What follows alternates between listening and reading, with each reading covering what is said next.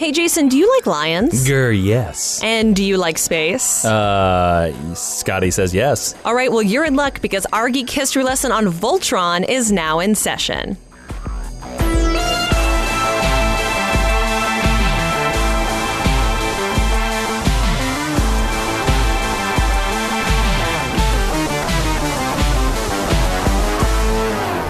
Hello and welcome to Geek History Lesson. I'm Ashley Victoria Robinson. And I'm Jason Kitty Cat Inman. Welcome to the podcast Geek History Lesson, where we tell you about one show, character, team, construct in pop culture. In a little bit less than an hour, we teach you all about it. And today, we're going to talk about a little cartoon.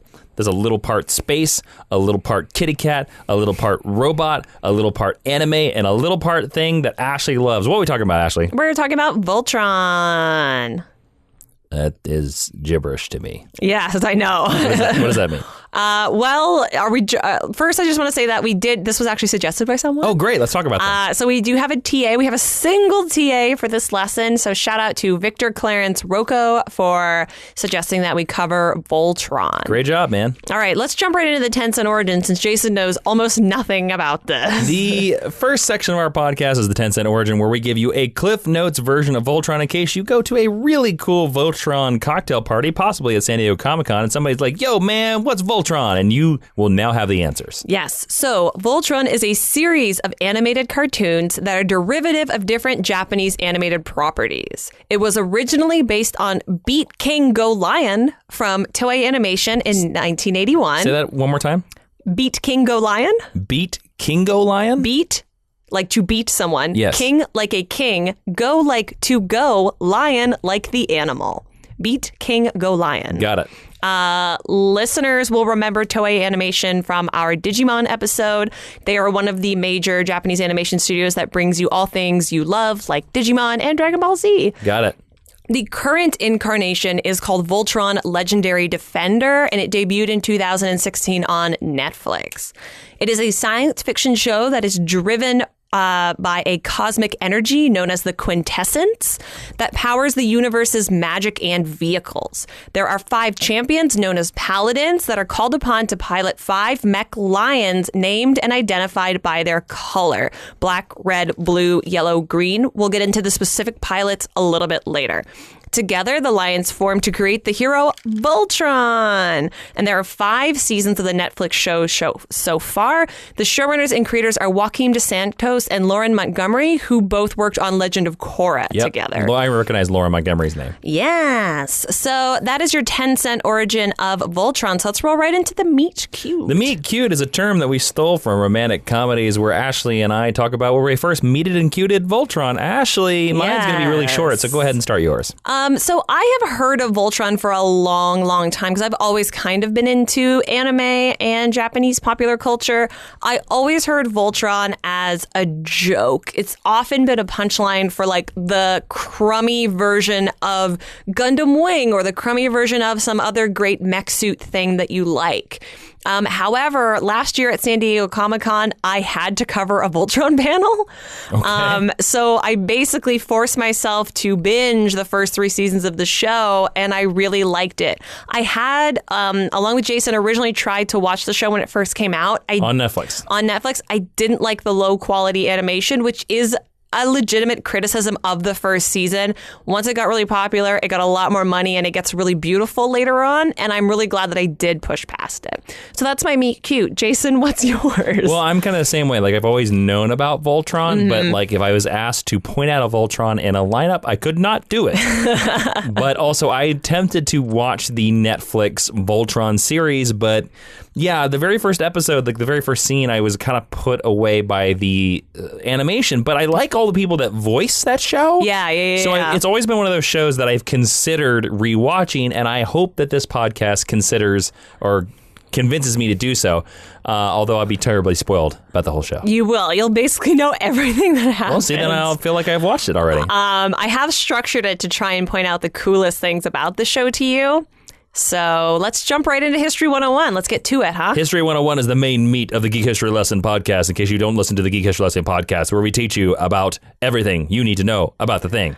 It's why the podcast exists. Yes. So I'm going to... It's the history and geek history lesson. I'm going to talk really briefly about the classic Voltron show. Please do. Because part of it does inform the new show, but we're mostly going to be talking about the 2016 series. Okay. So Voltron, Defender of the Universe, was Defender of the Universe. Oh, good. We're going to get theme songs. Was the very first ever Voltron show. It stars astronauts and a giant super robot named Voltron. I'm in. This and a couple of character names are about the only similarities that it bears to the current television series. All right. It was, the production on this is wild. It was originally produced by Toei Animation and World Events Productions. Now, have you ever heard of World Events Productions? No.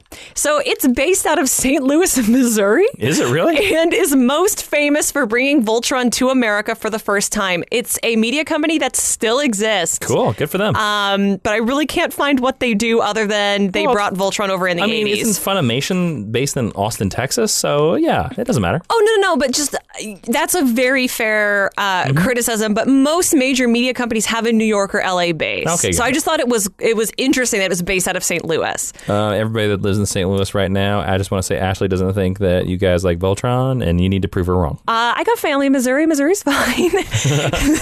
These two production companies eventually got into a legal battle when World Events Productions started to develop a live-action Voltron movie without Toei. They did. Are we going to talk about the live-action Voltron movie too? It never happened because they settled out of court and then stopped working together. I wouldn't, because it was probably under production in the mid-90s. I just would love to see the person in the giant Voltron suit. I would like to see that now. Call Guillermo and do, that'd be great. So they developed this show called Lion Force Voltron based on the Japanese anime Beast King Go Lion. And then the second season of the show was renamed Vehicle Team Voltron and was based on a completely separate anime called Armored Fleet Rrah 15. Okay. These titles are pretty great. Fun fact, a different anime called Future Robots Daltanius was supposed to be the first series adapted to Voltron, but World Events Productions only asked for, quote, the ones with the lions, end quote, and so Toei shipped them Beast King Go Lion instead. So these two series have almost nothing to do with each other, except that the American adaptations have the same characters crammed into them. Because Voltron was licensed from Japan, the property writer Jameson Brewer was hired to write completely new dialogue for the characters rather than pay to have somebody else translate the original Japanese into English. That actually happens a lot. It does. It's unfortunate, I think. Some scenes were deemed too violent for American children and cut from the series completely and not replaced with additional content. The music and sound effects were remixed from mono to stereo. That's a good thing. New music and new voices added over top. The show only ran in syndication and became the top-rated syndicated children's show for 2 years in a row. Now we're going to really briefly talk about what actually happens in the narrative of the first original series of Voltron. Original Voltron or Original Voltron? Lion King Go-Go Bot? Beast King Go Lion. Beast King Go Lion. But really Voltron Season 1. The first season is set in the future, and it stars the aforementioned 5 pilots and their robot lions that are referred to as the Voltron Force. They are charged with protecting the planet Eris that is ruled by Princess Allura. They're defending it from King Zarkon, who resides on the planet Doom. So you know he's a bad guy. Doom? Yes. Okay. Zarkon. Not Dune, like where the spice must flow. Doom, like Dr. Doom. Got it. Zarkon works closely with a witch named Hagar and his son Lotor. They create what are called row beasts, which are basically giant space monsters, to pursue and kill citizens of Eris. The second season introduces the Galaxy Alliance that is made up of several planets, all of which are overcrowded, and so they send out colonists. While they're out colonizing, they are attacked by the Drule Empire, Drule. That has nothing to do with anything. I've actually heard of that before somehow. You probably heard it referenced in a joke somewhere. I don't know. The only way to defeat the Drule Empire is with Voltron. But the Voltron from the first season is geographically too far away, so they just decide to make a new one because why not? Rather than have only 5 pilots and 5 lions, there are now 15. Wait, how'd that happen? Why? Because why not? Okay. They made them. More is better. And they are renamed the Voltron Force. So they're made up of 3 teams of 5 pilots each. And the teams are Aqua Fighter, which are sea-based, Turbo Terrain Fighter, which are land-based, and Strato Fighter, which are air-based. And yes, all 15 do combine together to form Voltron, but they can only remain together for a grand total of 5 minutes before it needs a solar charge again. But that's not a lot of time to accomplish anything. No. There are also a few other Voltron series and attempted reboots after this, but these are the 2 seasons that people most often refer to when they talk about original or classic Voltron. Because classic Beast King Go Lion? Yeah, because these were the only ones that ran in syndication. Okay. So, Jason, based on what I just told you about classic Voltron, do you have any interest in the property? No. Not even a little bit? I don't understand why they increased it. Like, I also because they took a completely different anime that had nothing to do with it and adapted it into English. Because you kind of started off like they can only have 5, and now here's 15. Yeah. And you don't know the answer to this question. That's totally fine. I mean, I assume this seems very similar to Transformers, where a lot of it seems to be based around the idea of must-sell toys. Yes, it absolutely was. Okay, was it kind of tied into like a toy line? And okay, which is interesting because there are Voltron toys now, but they're kind of few and far between. Well, that's good because now that means that they're basing it on the story and not the toy line. Like, yeah, what you kind of described to me really like screamed of like, we're making this for the toy line. I also think when you know a little bit about Power Rangers as well, because Power Rangers, they took this weird mashup of live action and redubbed it and live action filmed in America and anime and remade it in an American image. I didn't realize that this was such a trend in the 80s and 90s when we were importing these Japanese products. I understand doing a dub. Absolutely. I understand even changing some names because some ideas don't translate the same way. Like in Sailor Moon has these 2 like hair buns on the top of her head, and her boyfriend will call her in Japanese. He calls her Bunhead, like the little pork buns. But in the American dub, he calls her Meatball Head. And I understand that culture. That joke doesn't work. I understand culturally, well, because they're round, right? Why you would make that change. I think Bunhead would work as a joke here. I think it would. Well, that's why in the new dub they did it. But I understand. I can logic that in my brain and changing the name from Sailor Senshi to Sailor Scouts. But like to just completely change it and force a new story in, I think is, first of all, wildly disrespectful. But if you bought the license, I guess you can do whatever you want. Do whatever you want. You own it. And also, it's so much work. Sure. So DreamWorks, luckily, you know DreamWorks, right? They make Troll Hunters. And they eventually paired up with World Events Productions and a South Korean animation studio named Studio Mir to create Voltron Legendary Defender, which is the modern Netflix series. Like Avatar, The Last Airbender, and Legend of Korra, it marries computer-generated backgrounds with traditionally drawn characters and items in the foreground.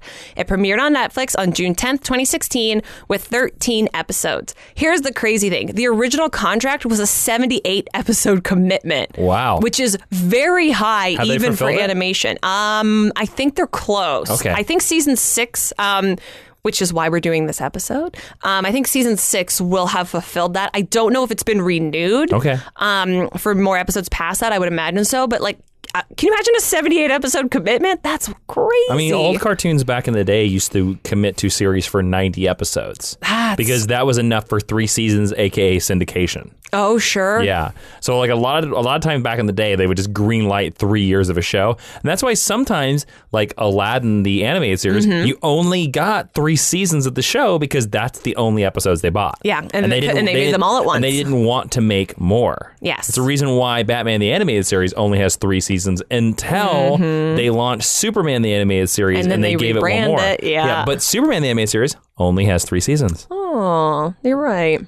So here's a basic overview and the rules of the world that marry but also change everything that came before it. Okay, tell me more about Beast King Golan. So in this continuity, there's something called the Gallra Empire. They're the bad guys. The Gallra. Gallra. G-A-L-R-A. Okay. And they spend their evil time enslaving planets and their residents. There is a myth in the universe that the only thing that can stand up to the Gallra Empire is Voltron, the defender of the universe. Okay. Voltron has always worked under the guidance of the King of Altea. Altea is another planet.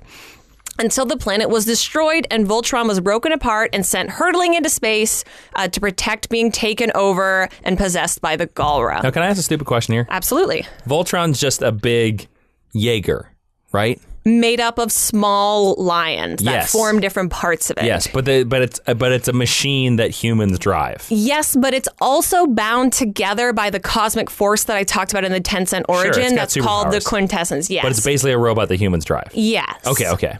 So the king of Altea, before he dies, he bounds his daughter, Princess Allura, same name from the original series. Yep. Also the mother of Supergirl. Yes, he binds her life force to Voltron's life force using this thing called the Quintessence, and then sends her into hiding, basically frozen sleep, like Cinderella or something. Sleeping Beauty is actually what I meant to say, with the intention of her guiding the next generation of Paladins, because the Paladins are the people who pilot Voltron. They were originally called pilots and astronauts. Now they're called Paladins because it sounds slightly more magical, I Sounds guess. like D&D, actually. It does. That's I think where the name was popularized. So this all happens hundreds and hundreds of years in the past from the current continuity. This is like ancient medieval times. Oh, in our timeline, this is like during the Dark Ages-ish.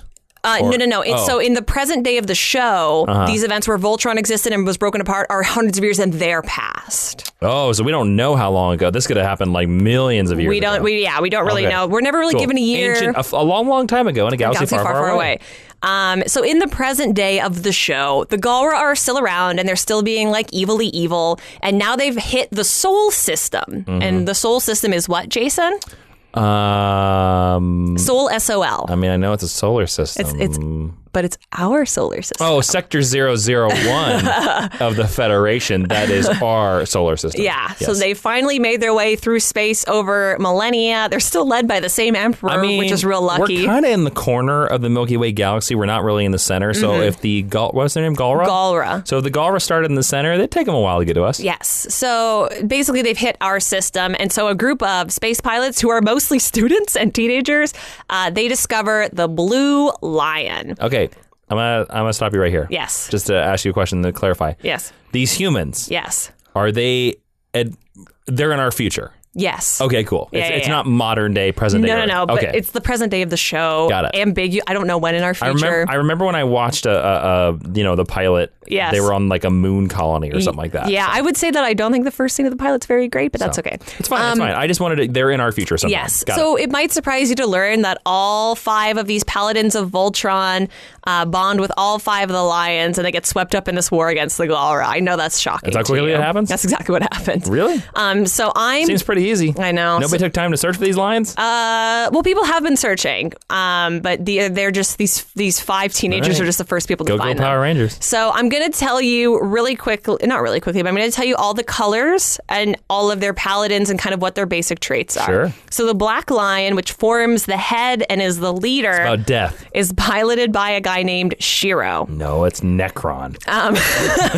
Shiro had previously been missing for a year and was captured by the Galra and has a dope Winter Soldier robotic arm. Oh, he lost his arm to the aliens? Yeah. Okay. Oh, what do the aliens look like? What do the Galra look like? The Galra look like giant light purple elves with yellow eyes and blonde hair. So they're Malekith from Dark Yeah, World. kind of, Okay. but purple. All right. The Red Lion is piloted by Keith. Keith basically decides that he's going to rescue Shiro, and so he does. Okay. The Blue Lion is piloted by Lance. Lance is a student at the Galaxy Garrison, and he's basically a goofy Sokka type. He even looks like Sokka. But he's a military guy? He's studying at the Galaxy Garrison to work in Space Army. Yes, basically. Space Army. I can't remember what it's called. I'm really Sure. sorry. The Yellow Lion is piloted by Hunk. He's also a student at the Galaxy Garrison. He's a scaredy cat who has a luscious bod and is into food. And the Green Lion... That does not compute. You cannot be a luscious hunk and also be No, into his food. name is Hunk. No. He has a luscious bod in that he has the most body. but I'm trying to be body positive. Oh, and he's okay. but he is like truly, he's adorable. I was like, there's no way you stay even in this mystical future. I was like, look, if you're eating cherry pies, you're not gonna have a beautiful body. I mean, he's a cutie pie. Like, sure. He definitely earns the name. Cool. And the Green Lion is piloted by Pidge.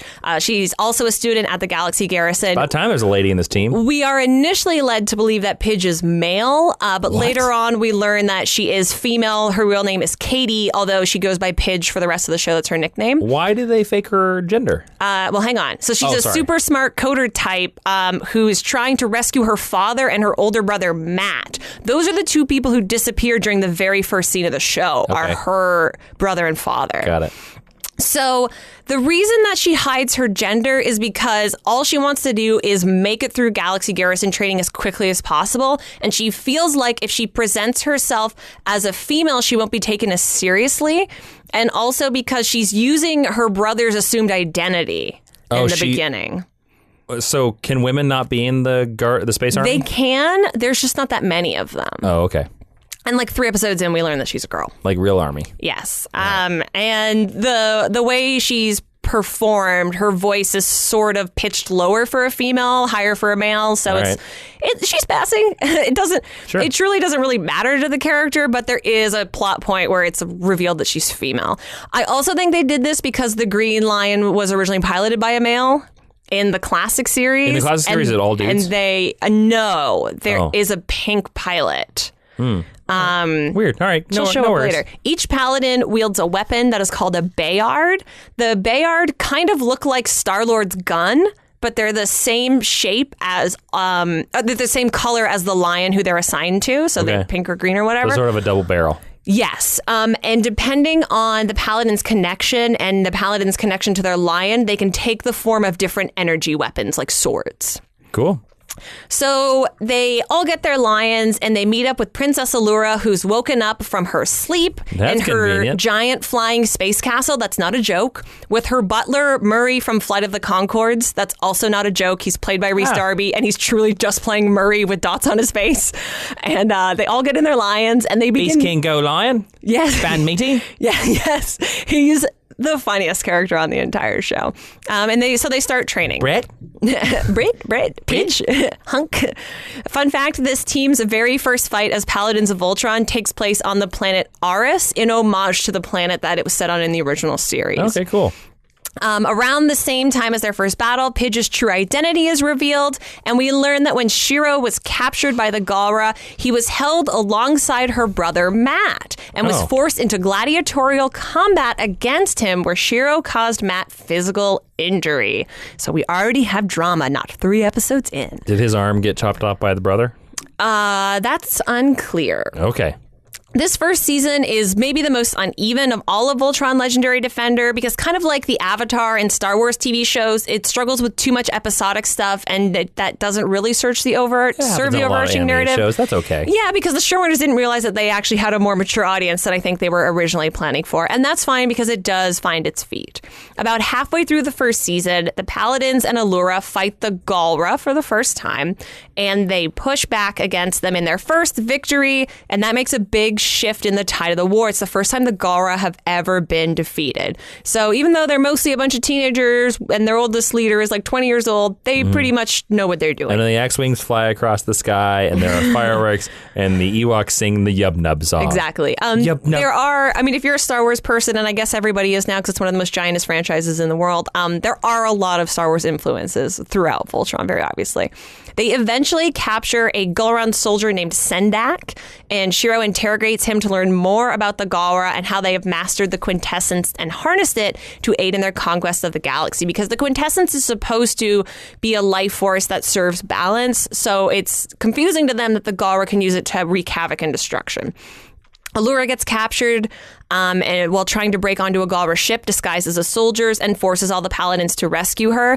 A criticism that I had of the first season is this characterization of Allura. In the original show, she's pretty much your damsel in distress type, and this seems to be the case for her in the first season as well. The show, like Jason mentioned, does skew very male-heavy, so I really pushed against treating the princess character as a figurehead in need of rescue, but I will acknowledge that they do play the long game with this character, and she eventually becomes a super badass. So this whole time, Emperor Zarkon has been trying to reconnect with the Black Lion because he once had control over it. If he can master the Black Lion and he can master Voltron, then nothing will stand in his way. And this is the bad alien guy. This is the king of the Gara and the emperor of the Gara Empire, right, cool. yes. There's a lot of kings here. I know. He's trying to do this during the rescue mission of Allura. And trying to dance? What? You did a motion that, like, the viewers can't see it, but you did like this arm motion. You were like, and you said like he did this, and I was like, what? No, so he's trying to reconnect with the Black Lion while they're all there to rescue Allura. And during that time, Keith, who flies the Red Lion, takes on Zarkon, and we get a taste of his selflessness, which will become an important part of his character later on. And that's the first season of Voltron Legendary Defender. How many episodes? 13 episodes. Oh, okay, cool. So I want to ask, does that sound more interesting than the classic Voltron series? Yeah, I don't know. Did they reference Bingo King Go Lion anymore?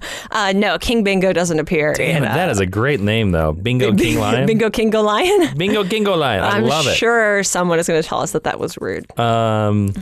Yeah, that sounds good. There's some questions that I have. What questions do you have? I don't know. I just can't remember them. But you're allowed to ask questions. There are some questions I have about this first season, about how it fits with, because I don't know, how does the princess react to these 5 kids stealing her ship? Well, she knows, because when she was placed into her forever ever slumber, she knew that new Paladins were going to arise. Sure. So she's very happy to see them, because otherwise she'd still be in space. Why can't she use the Voltron? Well, that's a great question that we'll answer in season 3. Really? That long? Yeah. Hot damn it.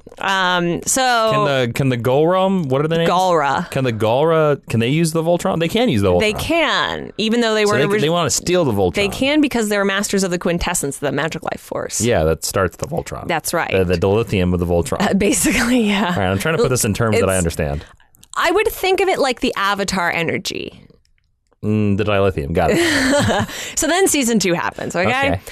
So Karan, who's Murray, Allura, and the Paladins, they all escape from Zarkon and the Galra, but they do wind up separated across the galaxy, and there's so much space in space, so this is a really bad thing. So Hunk and Lance are hilariously lost in an underwater planet. It's really funny to start out, but it leads to a revelation that Lance's blue lion is linked to water. And I kind of like that, because it's a nod back to the second series. Remember where they had those teams that were all tied to the elements as well? Shiro and Pidge are stranded together, which forces them to deal with some of their distress surrounding Shiro's time captured with Matt until everyone winds up back at the castle together. Pidge levels up her green lion and learns how to make wormholes, which allows them to travel quickly. You can level up your Voltrons? You can level up your green lions basically by deepening your bond with them. You can unlock different powers either in your Bayard, which is your weapon, or in your lion, and this will happen sporadically throughout the seasons. This totally is an RPG campaign. I mean, kind of. It's not called level up. That's just the phrase that I'm using. Oh, okay. I was like, this is 100. I mean, like, they were around the nose of the Paladins here, and now they're 100%. No. That's just the phraseology that I chose to use. Where's the critical role here? So Pidge can make wormholes now with her lion, which Team Voltron uses to escape the Galra who are in pursuit, but they can never quite get away for too long. And so this reveals to the team for the first time that Emperor Zarkon shares a supernatural bond with Princess Allura, which is describe the supernatural bond. What do you mean? They're connected through the Quintessence. Because they both touch it?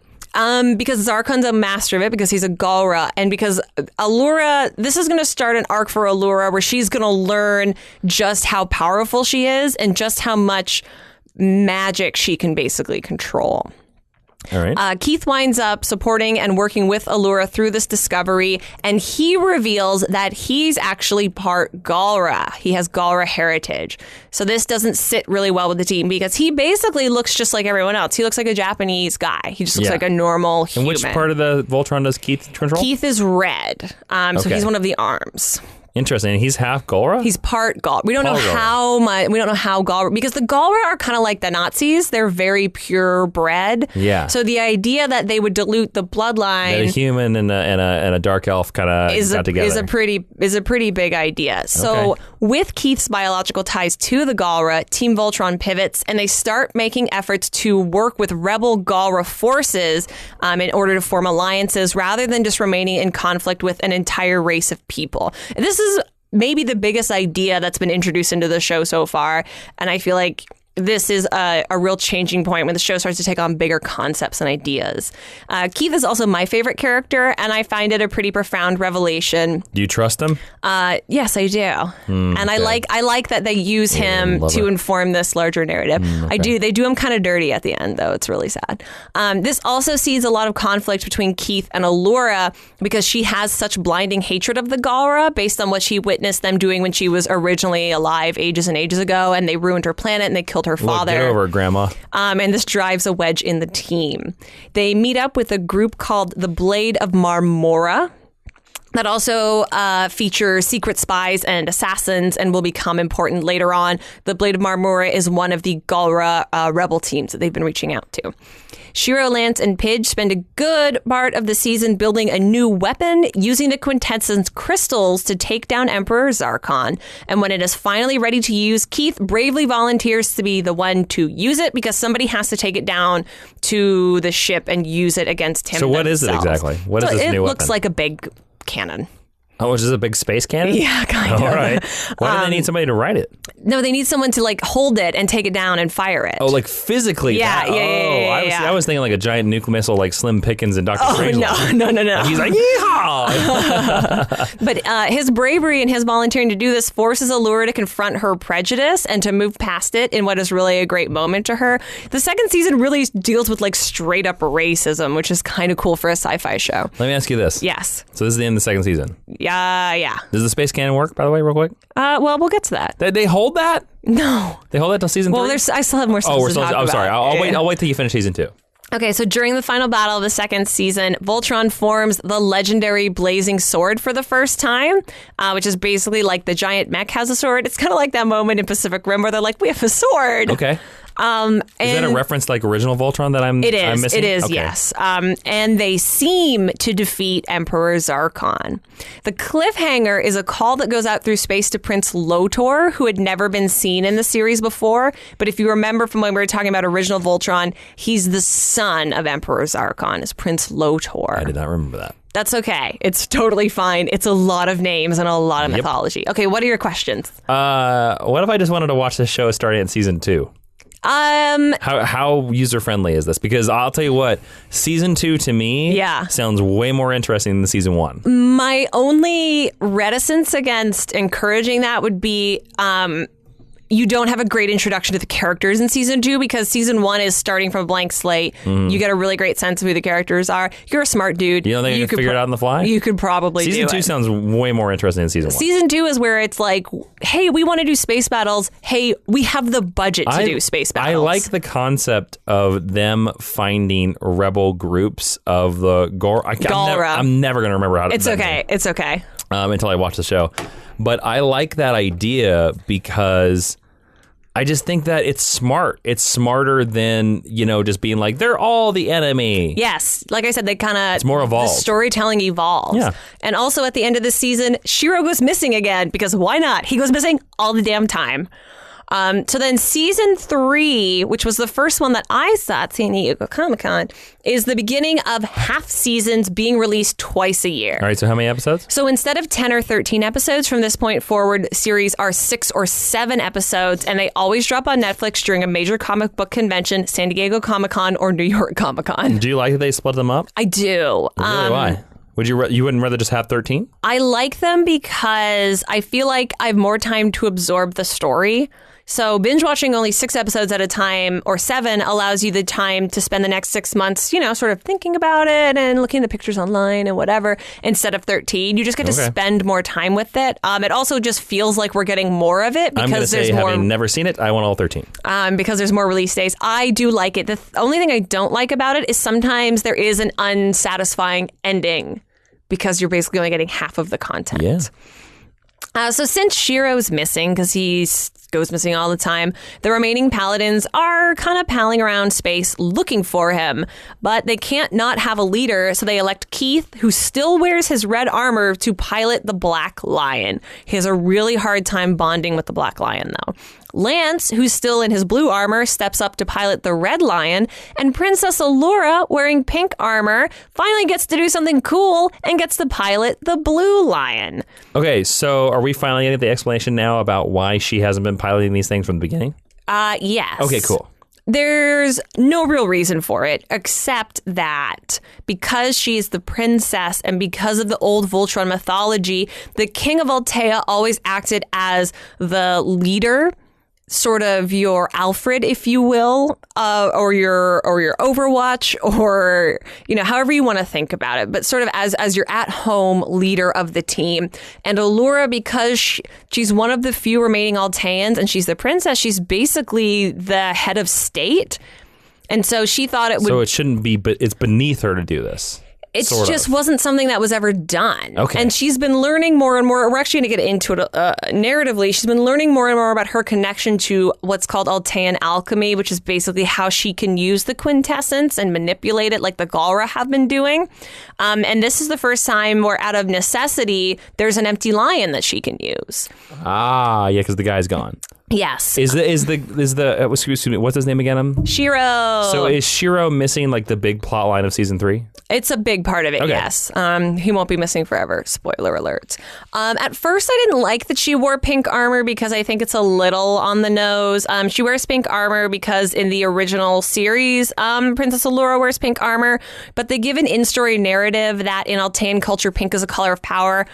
So I like that they addressed it. And they still homage like the classic property that it came from. And now we have 2 whole female paladins. What a concept. Oh my God, don't get too progressive. I know. I mean, they're still the minority, but we're doing good. She has to learn how to follow Keith's orders as the leader of Voltron, while at the same time, she has to evolve as a leader herself with a council of planets forming to push against the Gallra Empire, a la Rebellion in Star Wars.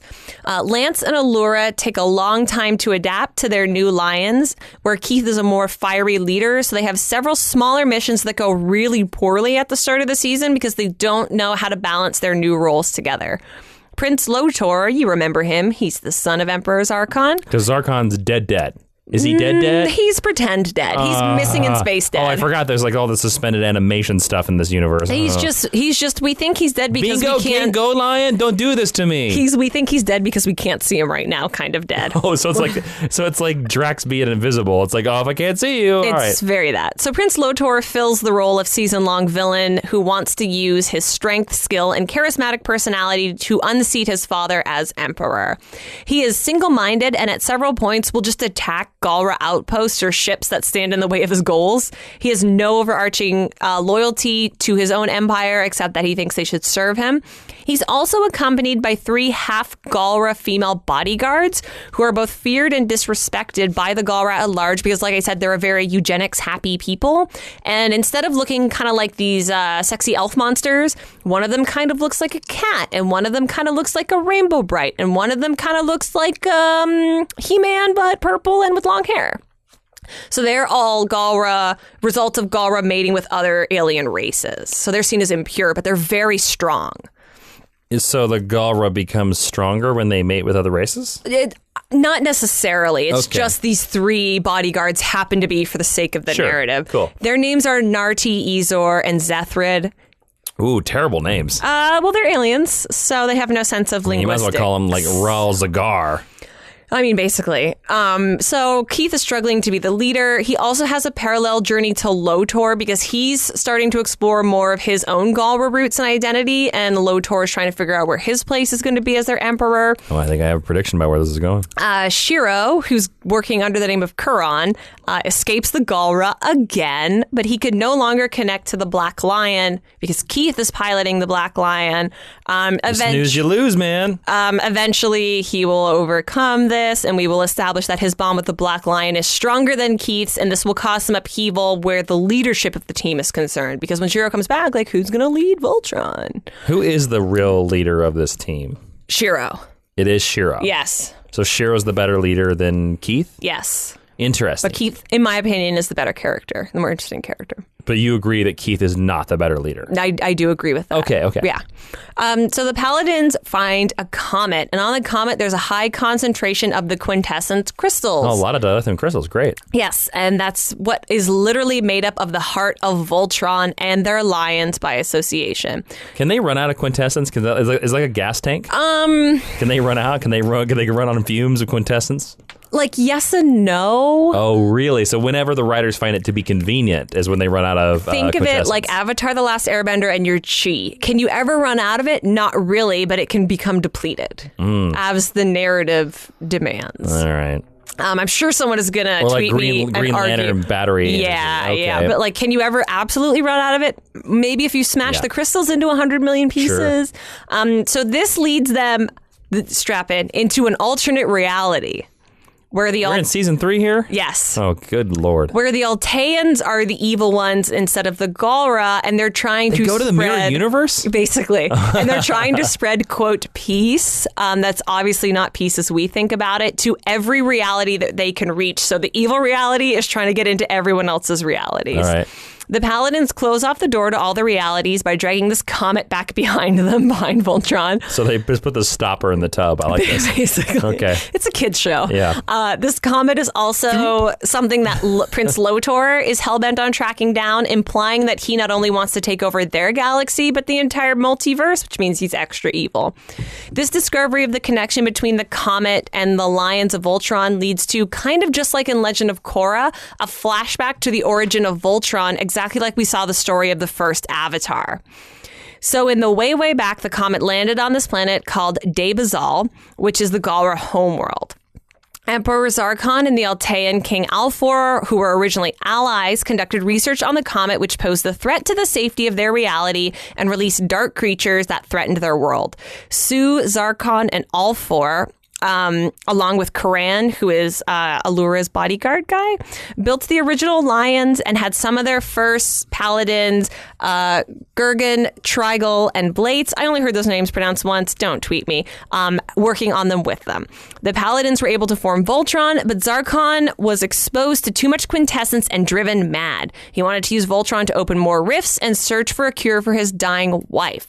Fun fact, we eventually learn that his dying wife, who helped him build Voltron, is the witch Hagar, who's kind of been working with him this whole time. Okay, so I'm a little confused now. Okay. So is Voltron what's the alien again? Galra. So Voltron's a Galra thing? It's revealed that Voltron was built by both the leader of the Galra and Altea. Oh, an alliance. And then because he was exposed to too much quintessence, Emperor Zarkon went crazy, and so Voltron was used to defeat him. Can I ask you another question here? Yes. Do they only Voltron up like once a season? No. Oh, it's like all the time? Not all the time, but maybe like 4 times a season. All right, cool. But there's always one big epic battle at the end. Sure. All right. This is the way you were telling it. I was like, oh, is it only like once a season that they Voltron up? No, but sometimes they Voltron up and it doesn't work, or sometimes they can't maintain it. Yeah, they run out of dilithium. There's kind of your classic struggles. So we learned that... But I need more quintessence. Exactly. That this witch who's been... and her evil cat... I'm not kidding, that's a real thing, who've been working with Emperor Zarkon is actually his wife who had been deformed, and that she is Prince Lotor's mother. And that's the end of the 3rd season. Okay. And now, when you say end of the 3rd season, do you mean the end of the 13 episodes or the end of the 5 or 6? The end of the 6. That's the end of the 3rd season. So that's considered the end of the 3rd season. So the next batch of 6 is considered season 4. Yeah. Interesting. Okay. Yeah. Wow, that's a lot for only 6 episodes. Well, they get to it. Although I kind of feel like it might have jumped over the Beast King Go Lion a little bit there. Well, it's definitely better. So season 4 happens. I don't mean that in a good thing, in a good way. This season opens with Team Voltron doing all of their universe-saving stuff, but they're also forced to make public appearances in order to drum up morale and support for their cause. It is a kid's show, so there's about 1 episode a season that's really, really silly. There's one where they go to a space mall. This is the silly one for this episode. Ooh, where do they find the space mall? Someone buys... Space Orange Julius? I think Lance buys like Christmas lights, like fairy lights. I love it. Does he put it up in his Voltron?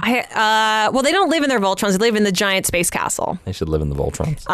They're not that big. In the Voltrons. They're also called lions. The Voltron is what they form. They should, they're Bingo King Go Lions. Yeah, exactly. They should sleep in there. So the rift between Keith and the rest of his team is becoming more and more obvious because he doesn't want anything to do with these stunts. He bails on them all the time. He doesn't do what's demanded of them. And he's been spending a lot of time with the Blade of Marmora. Remember we talked about them before? They're the secret Galrus rebel spies. and exploring his Gara identity for the first time in his life. He has an inheritance right to become a member of the Blade and undertakes a ritual to earn membership, which he succeeds at. This leads him from splitting from Team Voltron, albeit very amicably, and Shiro officially taking up the role of full-time leader once again. This sucks because Keith is basically wiped off the show after this season, and it makes me sad. Really? He's not on the season anymore? He was not in season 5, at all. And this is season 4? This is season 4. Oh, wow. There's a lot of seasons in this thing. For the past few seasons, Pidge had also been collecting clues about her father and brother, trying to figure out where they are.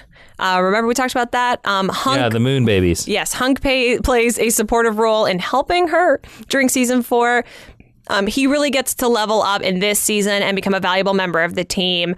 She discovers a grave marker on a planet for her brother Matt that is revealed to actually carry a secret code, and it leads her to finding where he had escaped to. This is one of the most precious moments of the entire series, and the moment where I really fell in love with Pidge as a character when she rescues her brother. So Pidge, Matt, and Hunk meet up with the rest of their teammates and immediately start developing tech to track the Galra fleet and intercept their communications, because if you're related to Pidge, you're good at science. Emperor Zarkon makes a reappearance this season, because he wasn't dead after all, to challenge his son Prince Lotor's leadership. He's in a space coma. Yeah, he was floating somewhere. He had been in a coma post-big battle with Voltron and comes out of it with new armor and a renewed, stronger connection to the Quintessence. Prince Lotor has expanded his fleet and has collected more pieces of the comet than ever before. Lotor also learns that one of his generals had been spying on him, so he murders her, and the other two just run away. Then there is a super epic, stunningly beautiful battle, the peak of the animation, in my opinion, where the Voltron Coalition fights in space outside of a planet called Naxxella. The Blades of Marmora show up for this, and Keith gets one last nice hero moment.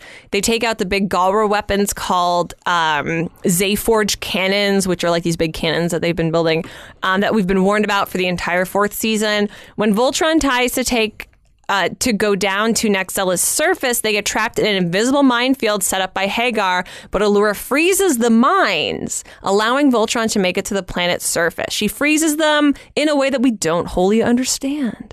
Hagar then activates Quintessence-based gravity amplifiers under the planet's surface from her position in space.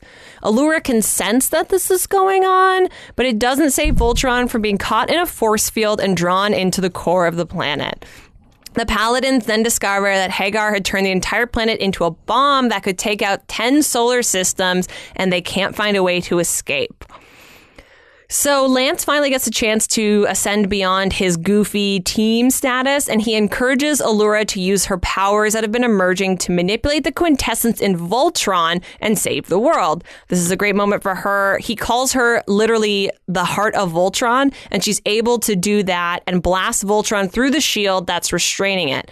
The bomb still goes off, but the Paladins are able to send out a warning, get a lot of people to safety, but not everyone. So a lot of planets blow up? A lot of people blow up. Okay. Keith doesn't think this is good enough, though, so he kamikazes himself into the energy shield generator to try and buy the Coalition some more time.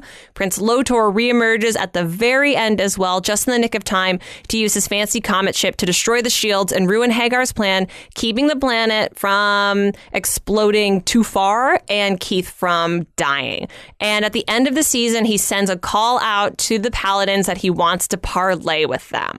This is the end of season 4? That's the end of season 4. I say, I'm gonna propose something right here. Yeah. Do not tell me anything about season 5. I wasn't actually planning to talk about season 5 because I always feel like I know too much.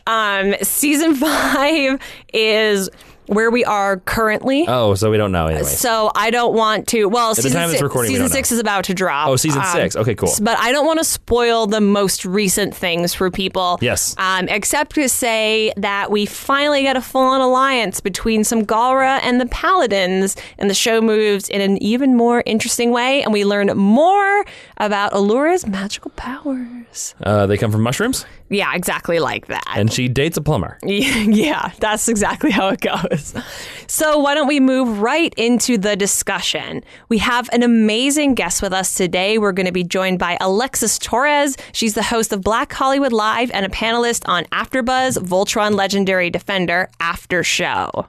Hello. Hi. Here I'm here and ready to talk about all of the stuff. Well, you're a resident Voltron expert since my co-host Jason doesn't watch the show, so it's thrilling to speak to somebody who Jason has a love of the Lions. Yeah, man, get with it. Get on it. On Netflix. Not that hard. Do it. You won't regret it. Real. All right, so let's go your secret origin. How did you first come to be a fan of Voltron? I was a fan of the original Voltron because my family, especially my grandpa, is like really into huge anything, big robots, big animals trying to fight robots and all this kind of stuff. Mech this, mech that. So excellent taste. I mean, right? So I've always remember watching it, but I know as a child I used to kind of mix Voltron and Power Rangers and a bunch of other stuff like kind of all together. So when I found out that they were going to be doing a Netflix series about Voltron, I was like, oh, okay, I'm really excited. I want to get back into this. And I had a group of friends who are the girls that I do the Voltron after show with. They were like, oh my God, Alexis, are you going to watch this Voltron show? It's going to be amazing. I was like, whoa. Already ahead of you. Yes, I was going to watch it. I didn't know that you guys were into it. We need to talk about it. And so, yeah, that was pretty much kind of where I got my start. And I'm pretty much have not turned back since then. So when you were a teeny tiny human watching the original series, cast your mind all the way back there. Yeah. Was there a specific Paladin who was your favorite as a child? I mean, you got to go with the princess. I mean, I was like, oh yeah, there's a lady. She knows what she's doing. Oh my God. But also just because I thought that it was such a different type of princess in my eyes of like, oh, you get to handle a giant metal lion and you're a princess and you're also awesome and a bad A. Yeah. Okay. Sure. Sounds great. Sign me up. Did that translate over into your Power Rangers watching as well? Were you like a Pink and Yellow Ranger fan? Mm-hmm. Hardcore, especially Yellow Ranger. I was like, get it. I understand that Pink Rangers get all the boys and all that kind of stuff, but Yellow Ranger, you are awesome. I'm with you. You got me. I have your heart. You have mine. It's all good. Also, boys have cooties, so yeah, exactly. Hello. Enough of that. So, are you still a big Allura fan? Does she remain your favorite Paladin? Yes, especially in this new series. I noticed that I'm trying to remember because I thought Princess Allura back in the original series, I think she was a blonde princess. Mm-hmm. Here, when I saw that, when they introduced Princess Allura from this series, I was like, oh, she looks like me. She's got tan skin and beautiful big eyes. Oh my God, who is this person?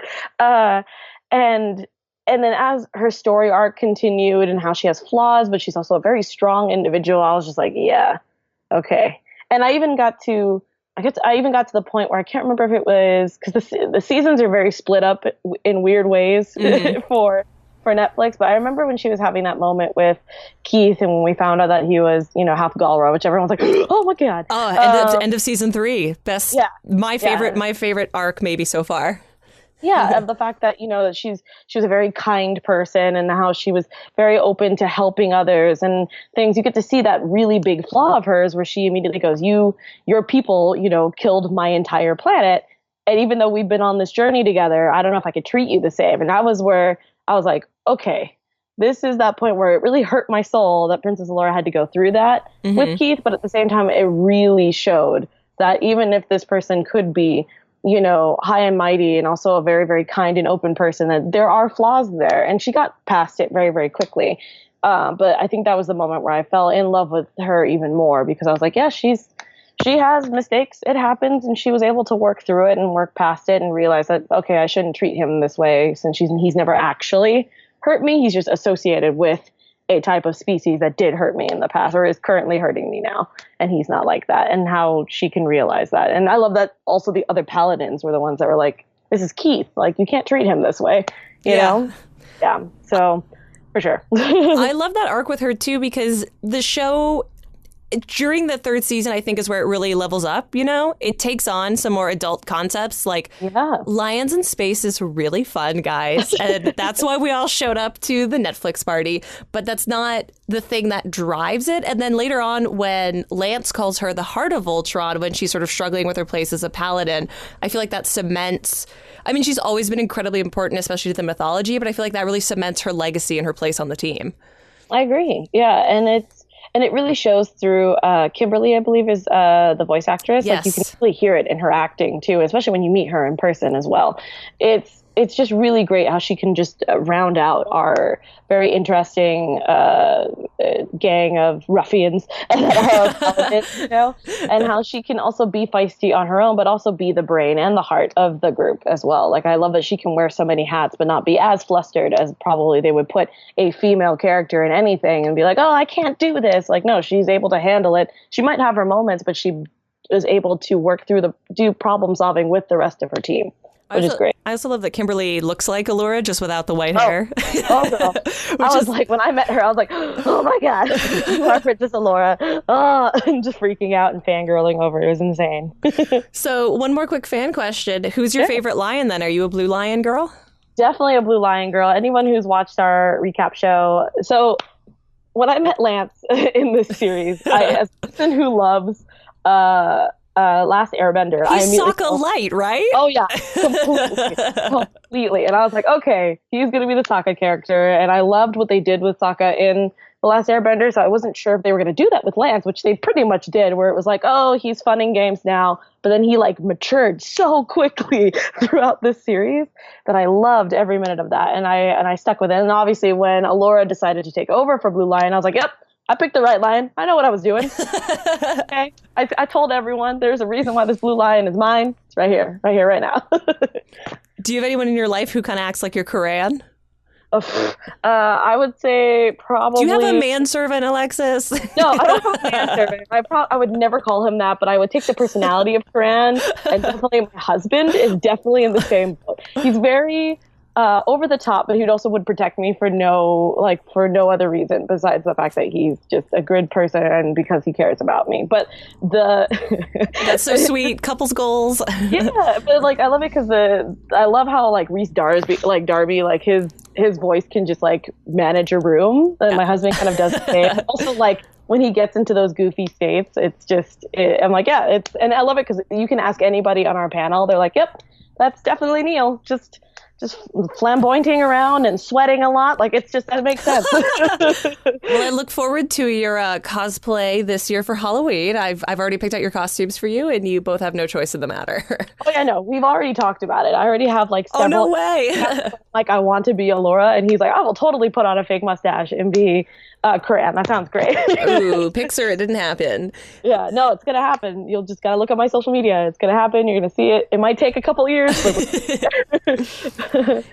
So as someone who, like you mentioned, has at least some exposure to the original series, mine was very limited just in the research for doing this show. What do you think it is about the new show and the update that makes it more transcendent than, the lovely Toei animation that an American studio bought and redubbed into English?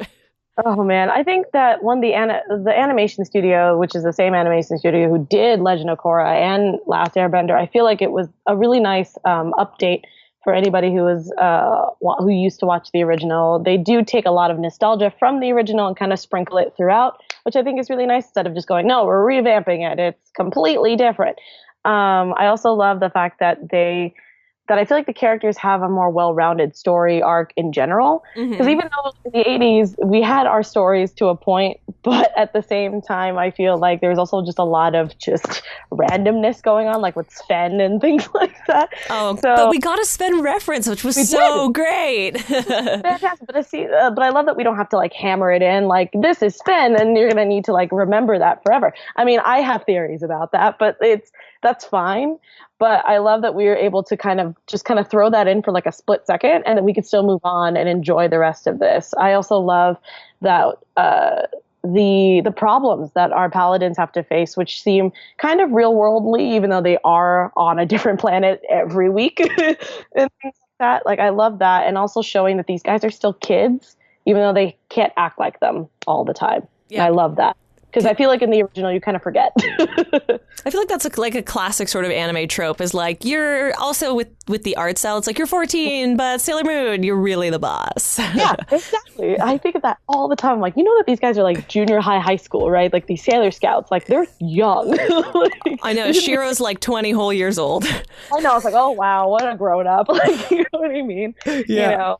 So especially when I can't remember which episode it was. I believe it was in the most previous season, when Lance, starts to miss his family, because it's like, yo, you're a high school student. You haven't seen your parents in what, like a year, 2 years. I don't even know how long it's been. Like, you know, right. The roving timeline. Yeah. And, you know, and thinking about that, the fact that you've been on Earth and you went to school and you got to see them all the time, and he has like a bunch of siblings and things like that. Now you're on a different planet, you know, dealing with war as a young kid. Like, it's nuts, you know?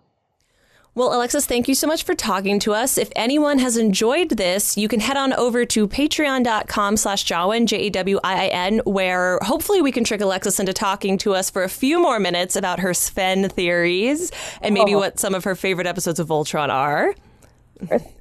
And if people don't want to do that, but they want to find you all over the internet, where can they find you and support your work? Thank you. You guys can find me all over social media at atorres890. That's ATORRES 890. Definitely check out our Voltron podcast because it gets real crazy with our theories real quick. Some of them get a little dark, so I apologize if you're a young viewer who's listening. We could talk about that after because, oh my God, they're really dark. Our Black Lion Paladin on our show, she's woof. But yeah, definitely check that out. I'm doing a bunch of stuff on the internet, and I put everything up on my Twitter, so you would definitely be able to check it out there. But before we move on, here's a word from our sponsor.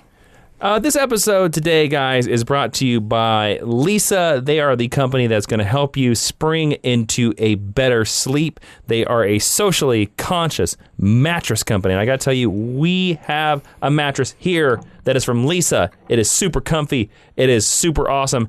And Leesa mattress, if you don't know, is loved by over 300,000 happy sleepers and Bingo King Go Lions. So make sure that you check out Leesa. If you don't know, they have a discount right now for our listeners.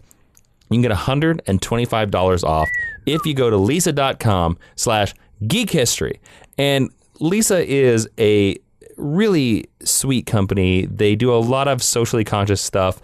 They donate a mattress for every 10 mattresses they're sold. They help plant a tree for every order they receive. So they're an awesome company and they make an awesome product. Plus, they ship this mattress directly to your door. So go to Leesa.com/geekhistory, get $125 off. Go check them out and get a deeper night's sleep. All right, let's move into recommended reading or recommended watching. We're going to do recommended reading, as a matter of fact. And if you want to check out this recommended reading, go to geekhistorylesson.com/recommended reading, and you can click on the links. You can go to Amazon, you can check out this stuff, and get you lots of Beast King Go Lion right up in your face. Yes, so I'm going to recommend that people pick up Voltron, the Legendary Defender, Volume 1 and Volume 2 from Lionforge. There are American comic book tie-in to Voltron stories. They're really great. They're kind of the side missions and adventures that we don't have time to see in the overarching narrative, but they do reference things that have happened in the show. So they're not just weird stories that happen out of continuity, but they're maybe not the most important. They're very fun, and each character gets a story driven by them. I'm a big fan of the Lance story. I'm also going to recommend Voltron the Legendary Defender, the Paladins Handbook. It's kind of like your Marvel Heroes Guide. It's all of the interesting details about how the Lions work, what the Quintessence is, what your Bayards are. It's very cute. Definitely check those out. Now let's move into the Teaching Tweet. Teaching Tweet is where our Professor Ashley is going to tell you everything you need to know about Voltron and 140 Twitter characters or less. And you can find this tweet at GHL Podcast on Twitter, the official podcast of this podcast. Voltron. Some of it is pretty good. Some of it is pretty bad. A lot of it is very awesome. Space Lions. I feel like that tweet could describe a lot of TV shows. Well, we talked about some of the bad stuff too. So, well, let's go lastly into the last section of this podcast, the honor roll, where if you go over to iTunes and leave us a 5-star review, you can say anything you want, and we're going to give you a shout out on the podcast because it helps us in the iTunes search algorithm. Ashley, who joins the honor roll? Today we have 2 inductees into the honor roll. First is Fetch It Up.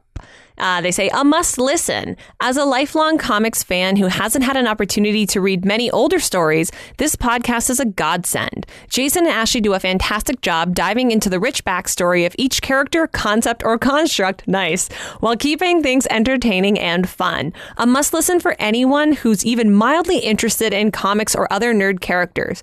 The only thing that would make this podcast better would be an episode on Aquaman. Well, fetch it up, strap in December. That's right, November. Whatever. At the end of the year. Is that the only person joining the honor roll? No, we have a second one. All right, cool. The second person to join the honor roll is Pippin113. Great name.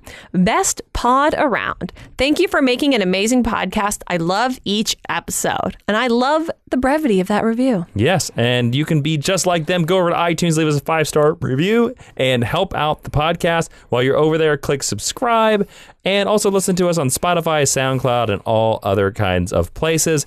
Don't forget to follow this podcast on Twitter at JHL Podcast. You can follow me on Twitter at Jawiin, Jawiin. Follow Ashley on Twitter at Ashley V. Robinson. And also, you can go to patreon.com/Jawiin. That's Jawiin. Support this free for you podcast.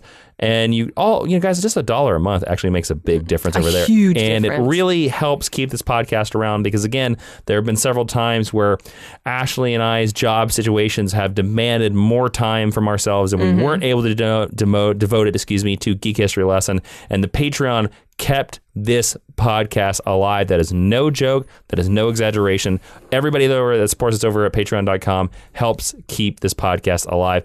And we do an extra podcast for you over there, including Geek History Lesson Extra. This week, Ashley, what's it going to be about? Well, Alexis is going to be joining us again, and we're going to be talking about what is the best episode of Voltron the Legendary Defender. Cool. So go over there and check that out. And then finally, we move into the final section, this hashtag stick around. Yeah, man. Ashley, I don't know what we're talking about here. Well, Jason, I got to ask you the question that's burning into everyone's mind who's listened to this entire episode. On a scale of 1 to 5, how likely are you to watch Voltron after this lesson? 5. Yeah? Right in the middle. No, I said on a scale of 1 to 5. 3. I'm right in the middle. Sorry, I thought 1 to 10. Sorry, That's okay. excuse me. I'm right in the middle. You didn't sell me on it 100%. There are interesting things, but I found as the seasons went along, it seemed to get quite silly and goofy. And I know it's a kid's show, so I'm willing to accept that. But I don't know. Season 2 seems to be that nice little sweet spot. And I thought some of the stuff I heard happen in season 4, I was like, really? Okay. So what struck you as maybe the most interesting? I don't know. I can't remember specifics from a show that I barely remember. I don't know. Okay, well, okay. Bingo, kitty, go love. I guess I like the idea of the one kid being half the whatever the alien name that I can't remember. Keith. He's my favorite. I think that's voiced by Steven Yeun. I think that's interesting. From Walking Dead? Yeah. Oh, cool. Or Yoon. I'm sorry. I don't know. I think it's Yoon. I think that sounded the most interesting. I mean, once I got into the idea of the princess, I don't know, the princess seems very ancillary to me. And she definitely starts out that way. And maybe do you think she's necessary to the show? I do. And I really think she becomes very interesting as it goes along. And maybe it's because maybe I did a poor job explaining it, which could be true. But maybe it's because the idea of like magic and space alchemy is weird. But it fits? It really does. Oh, see, because every time you started telling me about the magic stuff, I was like, I don't like this. I go back to the giant lions. Yeah, it's more space opera than hard sci-fi. Okay, well, that's fine. I don't have a problem with space opera. I don't know. I just felt like, to me, I was like, man, the way you were originally telling me the story, I was like, oh, the princess is going to die. Like, they're going to kill off the princess, and that's going to, like, force these kids to, like, take on the leadership role of the princess. And then the princess started operating one of the lions, and I was like, this seems to be reducing the princess's role. Okay. Well, during that same time, and I mentioned it, but I didn't go into much depth. She's also leading like the Voltron coalition of planets that's happening at that same time. Oh, the Federation? Basically, yeah. So she has like to struggle between what does that mean and what does it mean then to be like subservient as a paladin, but not the leader of Voltron. Let me ask you this. How kidsy is Voltron? On a scale of 1 to 5, 5 being and one being like the same level as Legend of Korra. Well, what number would you put Legend of Korra on? Because I'd put Legend of Korra at a 2 on that scale. Yeah, like a 2 or 2.5. Okay. So more grr than Yeah, but like I said, about once a season, there's a real dumb episode. Like there's literally an episode where they walk around a space mall, and they're like, "I want to buy this, but I don't have any money." How do they not have money? They're in the Space Army. Well, but they're not. Okay. But so they live. But they do ads for the Space Army. Well, they do like They don't get paid for that? No, I don't think they get paid for anything. Are they space communists? Well, they live on this giant space castle that takes care of everything for them. Oh, so they don't have to pay rent. Okay, I'll give them that. They don't eat food. They eat food goo. Is it like it's like green algae? It's like green goo. It's called food goo. Food goo. Yeah. Yeah, I don't like the princess. But it possesses all the nutrients. maybe I'll be proven wrong if I watch it. Maybe.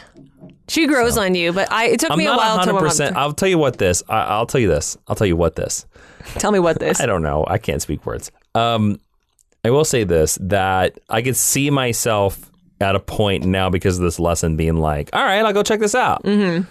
But I don't know if it's going to become a priority for You're not me. Rushing out in buying frenzy. No, that's fair. No. That's totally fair. You intrigued me with it, but in my head, I'm like, I got other stuff to watch before Voltron. Okay. But maybe I'll get to a point where I'm like, I got nothing to watch. Voltron. Yeah, maybe. You can watch an episode in season 6 with me and then decide if you want to go back. Oh, yeah, that'll be a good idea.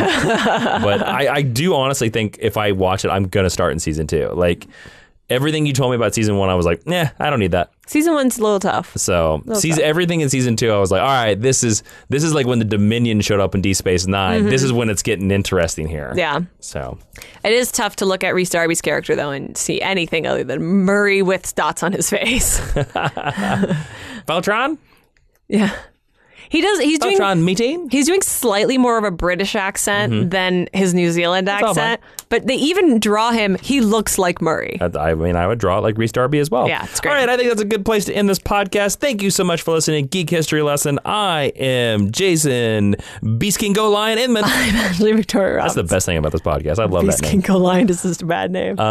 Ashley, Professor Ashley, Voltron Ashley, Princess Ashley, Goram Ashley. Galra. Whatever. Close out this podcast, please. Class is now dismissed.